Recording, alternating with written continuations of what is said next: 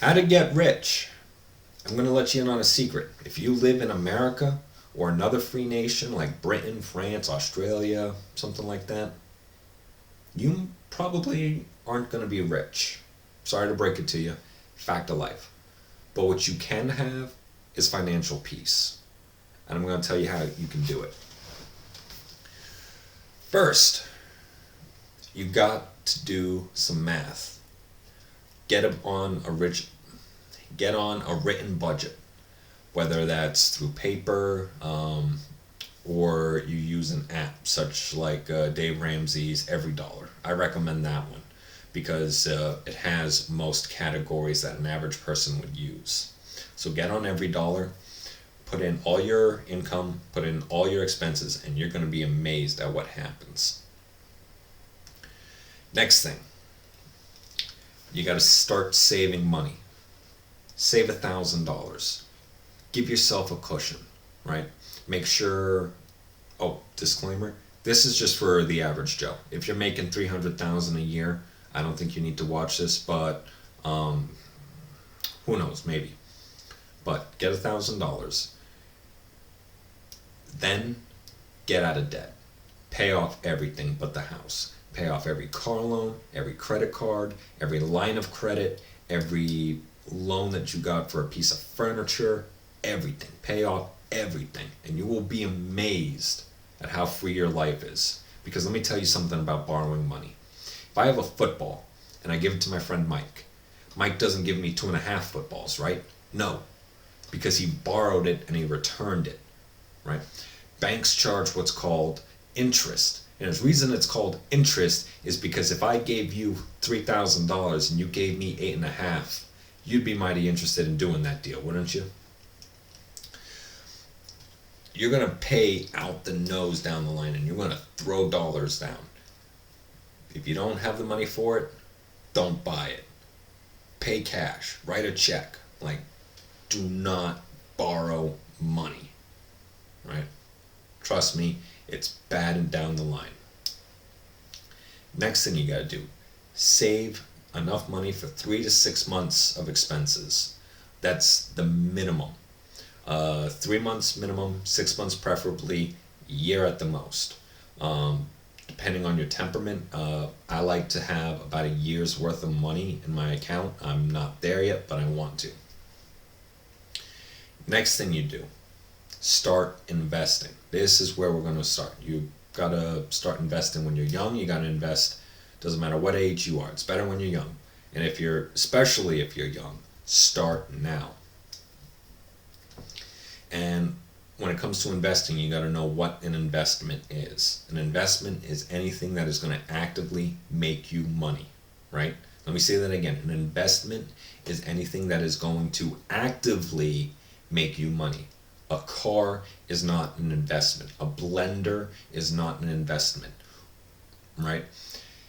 Those are purchases. You purchase something. Even if it saves you money down the line, that is still a purchase. It is not an investment. It is not making you money. It is making you lose less money.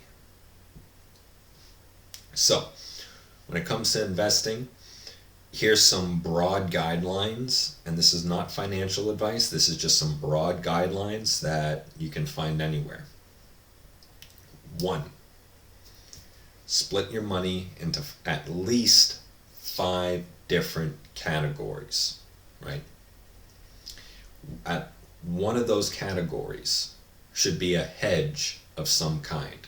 That means a house, that means gold, that means silver, something that you can't buy and sell easily but holds value. And the value of things goes up and they go down and up, but it's all a matter of when you buy and when you sell, right? Don't do everything in large increments, just buy and sell when you can do things. But that one asset class that's going to be the hedge, you decide what it is. Make sure 1/5 of your money goes into that. That way you have like a little emergency bank account that doesn't get depleted every time you see something shiny that you want to buy. With the other 4 asset classes, you can choose whichever one you want. I'm going to give you a couple of different categories. From lowest risk to highest risk is growth funds. That can be something like a mutual fund, an index fund, um, something along those lines, where they got a good track record of at least 10 years, or it doesn't even have to be 10 years. That's like a mutual fund. It's been around for a while. You can do other funds, but something that has a good track record, something like an index fund or something like that. And it will consistently make money over the years. Now, there's going to be good years, bad years. 2020 just happened, and that was a bad year for a lot of people. But with the growth funds, it's going to be set it and forget it. Don't look at it, don't touch it, just keep adding to it, because it will snowball, it will grow. That is the safest and most effective way to make money. The next way to make money is dividends. These are things like bonds that pay monthly interest or quarterly interest. These are stocks and different other funds that pay monthly or quarterly or yearly interest, not interest, dividends. You can buy things that pay you on a consistent basis. This is medium risk. These are usually from things that are larger, like larger companies or municipalities, or even the federal government sells some bonds. But or even these large companies, when they need to borrow money, they sell bonds, and they will pay you monthly or quarterly or whatever it is. Some people like this strategy because they get paid on a regular basis. They take that money and then buy more of these. And what they're doing is trying to increase their cash flow. That's moderate risk because it doesn't always have the track record that these growth funds do. And I'm not saying don't do it. It could be very profitable, but it's something to consider, because if this business or municipality or whatever it is goes bankrupt, you are not getting that money anymore, right? Growth funds have a very good track record of building and growing money. And the last thing you can do is capital gains. This is the highest risk thing you can do. This is where you buy things to sell later. This could be stocks, this could be bearer bonds, this could be anything, right? It is very risky because, in the words of the Matthew McConaughey in The Wolf of Wall Street, I don't care if you're Warren Buffett or Jimmy Buffett, nobody knows whether the stock's going to go up, down, sideways, or in fucking circles. And that's the truth. That is the truth. If you're an analyst and you got time and you got the brain power, then you can give it a shot. But I'm warning you, you are not as smart as you think you are. You will spend money, you will lose money.